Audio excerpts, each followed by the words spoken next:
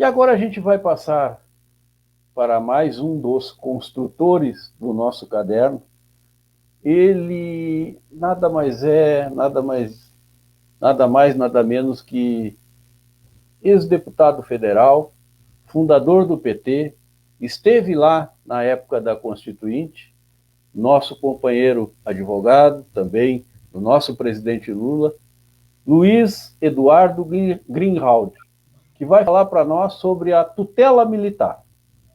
Está contigo, Greenhalgh, a bola para dar esse start, para dar esse começo na nossa discussão. Muito obrigado, Paulo Farias, companheiro do DAP, companheiros e companheira Misa, que estamos aqui nessa sessão solene de divulgação do caderno de debates número 1 do DAP. O DAP tem duas missões, na minha opinião. A primeira missão é de fazer o PT voltar a agir como o PT agia. E a segunda missão é a gente tentar pensar o PT e o Brasil para além do horizonte eleitoral. Aqui está um caderno que propõe a convocação de uma Assembleia Nacional Constituinte. Por que nós estamos sugerindo isso como um tema que os militantes do PT têm que debater? Porque a gente acha que, do jeito que as coisas estão indo, terminada a época, o período do Bolsonaro como presidente da República, não sobrará no Brasil pedra sobre pedra. A institucionalidade brasileira estará em frangalhos. E é necessário um governo de reconstrução nacional e um governo de refundação das instituições brasileiras. E isso só é possível através de uma Assembleia Nacional Constituinte. A Assembleia Nacional Constituinte de 88 teve avanços. O Brasil já teve 8 constituições e 4 Assembleias Constituintes. Das 4 Assembleias Constituintes, a mais aberta, arejada, foi a de 88, mas foi aquém do que a sociedade brasileira precisava. E de 88 para cá, a Constituinte foi sendo solapada. São centenas de emendas constitucionais que foram aprovadas. Há uma distorção completa do cenário constituinte de 88. É uma Constituição retalhada, é uma Constituição retrógrada, é uma Constituição, companheiros e companheiras, que permitiu o golpe contra Dilma Rousseff, que permitiu a prisão do companheiro Lula por 580 dias. Essa situação que permitiu a chegada do Bolsonaro, um mau militar, um péssimo militar, um militar que foi expulso, apoiado pelos militares. E o que está acontecendo? É a tutela militar de sempre. Eu fui convocado e designado pelos companheiros do DAP de fazer uma análise da tutela militar. E a tutela militar que a gente viu, que está em vigência hoje, teve origem no Império. Luiz Alves de Lima e Silva, Duque de Caxias, conhecido como o pacificador. O Arraial de Canudos que fale sobre a pacificação que ele fez. Marechal Deodoro da Fonseca, Floriano Peixoto, Getúlio e o Filinto Miller, Castelo Branco, Costa e Silva, Garraça Azul Médici, Ernesto Geisel, João Batista Figueiredo. E agora, tá certo? Jair Bolsonaro, expulso do Exército, volta e mercê de 7 mil cargos em comissão dos militares. Os militares estão infiltrados em todas as áreas da administração pública federal, em todas as autarquias, sustentando este governo. Então, a tutela militar é uma das coisas que precisa acabar no Brasil. E para acabar no Brasil, nós temos que fazer uma nova Constituinte que mostre aos militares qual é o seu devido lugar. E não fazer o que nós fomos obrigados a fazer em 1988, do artigo 142, que dá aos militares o direito de garantia da lei e da ordem. E, naquela época, nós queríamos que os militares voltassem para os quartéis.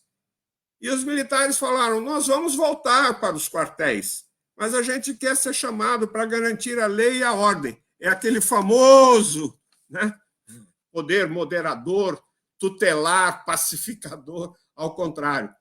E a gente acreditou que eles iam ficar nos quartéis. E eles não ficaram nos quartéis. Eles continuaram tutelando a nação brasileira, a República Brasileira. E nossos governos, a começar em 2002, com o presidente Lula, nós achávamos que tínhamos o sonho de sentar como titulares no Conselho de Segurança da ONU.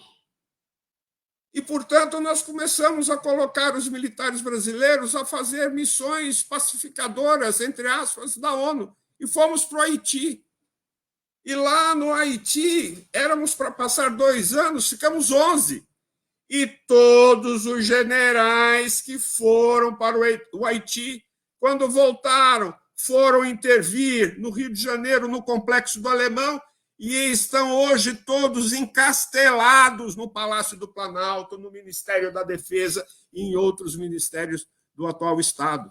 Então, não me venham com essa, não tem mais militar nacionalista, não tem mais militar democrático. Os militares são responsáveis, corresponsáveis por essa tragédia desse governo Bolsonaro. Não dá para separar, tá certo? Os militares e as Forças Armadas das suas responsabilidades perante o governo Bolsonaro. Apoiaram o golpe ao Dilma, apoiaram a prisão a Lula, ajudaram, articularam, incentivaram e decidiram o apoio ostensivo ao Bolsonaro. Nós temos 7 mil militares em cargos de confiança no governo brasileiro. Nós estamos sob a tutela militar. E esses militares aderiram à barbárie atual. Cargos, muitos cargos, milhares de cargos, cerca de 7 mil, como eu já disse. Os poucos que estão fora, ou é porque são dissidentes do governo, ou porque estão calados. Falam muito pouco. Os militares estão tutelando a nação mais uma vez. E eles se sofisticaram. Agora não precisa dar golpe de Estado, quartelada, como foi em 1964. Agora fazem o golpe jurídico. Junta a farda com a toga e com a mídia e dão o golpe. E destroem a nação. E privatizam tudo. E prestam vassalagem aos Estados Unidos. Eu quero perguntar aqui, sinceramente, aos companheiros que estão em todo o território nacional me ouvindo, se alguma vez na vida nós imaginávamos ter um presidente da República batendo continência à bandeira norte-americana? Isso é uma vergonha. Isso é uma vergonha. As Forças Armadas atuais se reciclaram em relação aos 21 anos de regime militar. Nós tivemos tortura, morte, desaparecidos políticos, nós tivemos atos institucionais, nós tivemos censura à imprensa, nós tivemos fechamento de parlamento, cassação de deputado, cassação de senador, cassação de ministro do Supremo Tribunal Federal. Tudo isso, censura total. Nós vivemos 21 anos. E agora nós estamos no governo neofascista do Jair Bolsonaro, de novo com os militares, tá certo? Num poder de tutela contra nós, contra a esquerda, contra o PT, contra o Lula, contra os movimentos sociais, contra os negros, contra os jovens, contra as mulheres, contra o LGBT. Então, nós precisamos reconstruir o país. Nós precisamos derrotar Bolsonaro, tomar posse, governar, mas governar diferente do que nós fizemos das outras vezes que governamos, aprofundando as nossas reivindicações e renovando, reconstruindo o Brasil com uma nova Assembleia Nacional Constituinte. Só o povo defende o povo, só o povo fará essas transformações necessárias às aspirações que temos. Vamos lutar contra o capitalismo. Nós somos um partido que defende o socialismo. Vamos voltar a falar em socialismo, em direitos humanos, em direitos sociais, em uma nova Assembleia Nacional Constituinte com a participação popular. É isso que o DAP quer, é para isso que é esse caderno que eu me orgulho de estar participando. Muito obrigado, Paulo. Obrigado, Luiz Eduardo Greenhalgh. Luiz Eduardo Greenhalgh, as tuas considerações finais, 5 minutos. Eu vejo que nas perguntas, aqui nas observações que os companheiros e as companheiras fazem no chat, muitos têm um certo receio, tá certo? De arriscar numa eventual convocação de uma Assembleia Constituinte, perdermos o que minimamente conquistamos na Constituição de 88. Esse receio, companheiras e companheiros, não existe.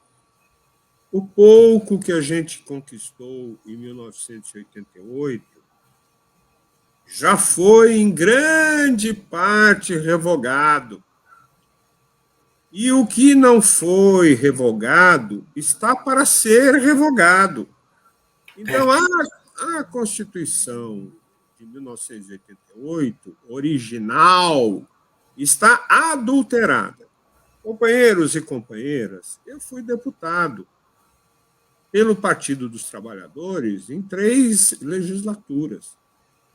Eu acompanho as emendas constitucionais, eu acompanho, digamos assim, o esquartejamento da Constituição de 88. Eu fui relator do Estatuto do Desarmamento e eu acompanho o esfacelamento que o governo Bolsonaro fez do Estatuto do Desarmamento. Hoje em dia, o Estatuto do Desarmamento, do jeito que ele está, bem poderia ser chamado de Estatuto do Armamento. Então, há uma situação muito... Não tenham medo. A Constituinte de 88, naquilo que nós conquistamos, aquilo já foi revogado. Segunda coisa, não é possível ao Lula, nem a qualquer presidente da República progressista, governar com a Constituição do jeito que ela está, com essas instituições do jeito que estão. Não tem jeito. Então, se nós queremos fazer campanha para eleger o Lula, nós temos que, ao mesmo tempo, fazer campanha para que o Lula com Constituinte. Porque os Lula sem Constituinte, ele será tragado. Da mesma forma que foi a Dilma Rousseff, da mesma forma que aconteceu a Operação Lava Jato sobre ele. Me desculpem. Eu defendo a Constituinte livre e soberana e uma Constituinte específica. Eu não quero o Congresso de manhã e à tarde Constituinte. Eu quero Constituinte. Assembleia Nacional Constituinte. Deputados eleitos para um mandato normal, de legisladores normais, e deputados eleitos para fazer uma nova Constituição. São 2 coisas, na minha opinião, separadas, e eu defendo isso. E, por fim, eu também queria mexer um pouco com essa história do desgoverno. Eu tenho ouvido muito essa palavra. O Jair Bolsonaro, o governo do Jair Bolsonaro é um desgoverno, é um desgoverno, é um desgoverno. Eu me permito lembrar as lições que eu recebi na Faculdade de Direito, dadas por um professor, Alfredo da Silva Telles, que dizia assim: a desordem é a ordem que não nos interessa. O desgoverno é o governo que não nos interessa. Então, é nesse sentido, tá certo? O governo está assentado, de um lado, nos militares, de outro lado, nas milícias, de outro lado, no centrão, de outro lado, nisso, e assim eles vão tocando. Eles estão privatizando tudo. Do ponto de vista do programa econômico ultra neoliberal, o Bolsonaro entregou tudo que tinha para entregar até agora. Vamos ser sinceros, tá certo? E vai ser difícil governar com esse estado de coisas que a gente vai encontrar se ganharmos as eleições, tá certo? Eu disse isso numa live antes dessa daqui. Nós vamos ter que lutar para manter o calendário eleitoral, vamos ter que lutar para ganhar as eleições, vamos ter que lutar para tomar posse e vamos ter que lutar para governar. E vamos ter que fazer um governo diferente do que nós fizemos até agora. Um governo mais profundo, mais radicalizado, mais comprometido com o povo brasileiro, que é o grande prejudicado. Hoje tem fome, tem miséria, tem inflação, a classe média começa a reagir, é o preço do gás, é o preço da gasolina, é o preço disso, é a falta de alimentos, é a cesta básica, é o custo de vida. Então, é uma situação que é propícia a gente discutir a Assembleia Nacional Constituinte livre e soberana. Muito obrigado.